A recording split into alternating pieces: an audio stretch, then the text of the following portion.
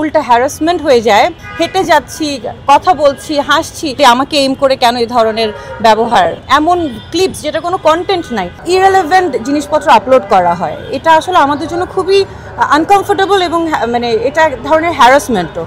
হয়তো এটা ক্লিকবেটগুলোতে অনেক ভিউজ আসে, অনেক এঙ্গেজমেন্ট হয়, কিন্তু আপনাদের ভাবতে হবে যে আপনাদের জার্নালিজমের জায়গা থেকে একটা রেসপন্সিবল জায়গা আপনারা আছেন। হ্যাঁ, আপনারা হয়তো এটা ক্লিকবেট হলে আপনাদের জন্য সুবিধা, কিন্তু দিন শেষে এটা করে কিন্তু আপনি আরেকজন মানুষকে অনেক আনকমফোর্টেবল ফিল করাচ্ছেন এবং একটা কি বলবো রেসপন্সিবল জায়গা থেকে এটা আসলে আপনার মানে জার্নালিস্ট ভাই এবং বোনদের থেকে এক্সপেক্টেড না।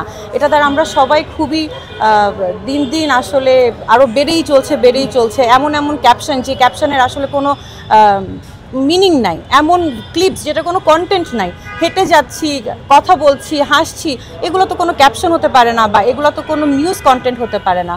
তো আপনারা যারা, আমি বলবো যে যারা জার্নালিজম কমিউনিটিতে আছেন, যারা রেসপন্সিবল, তারা প্লিজ এই জিনিসটা একটু চেক অ্যান্ড ব্যালেন্সের মধ্যে আনেন, কারণ আপনাদের উপরে আমাদের অনেক ভরসা।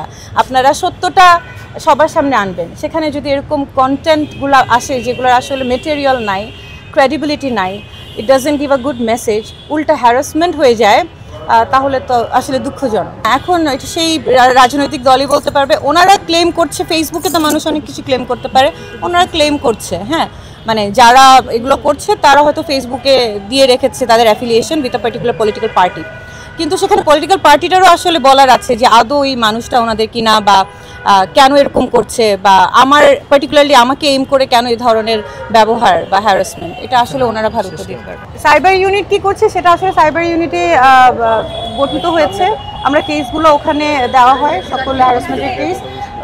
আর এটার বিস্তারিত বলতে পারবে হচ্ছে যে ফ্যাকাল্টিজ এটার সাথে অ্যাসোসিয়েটেড, যেহেতু আমি এটার সাথে নামই আছে।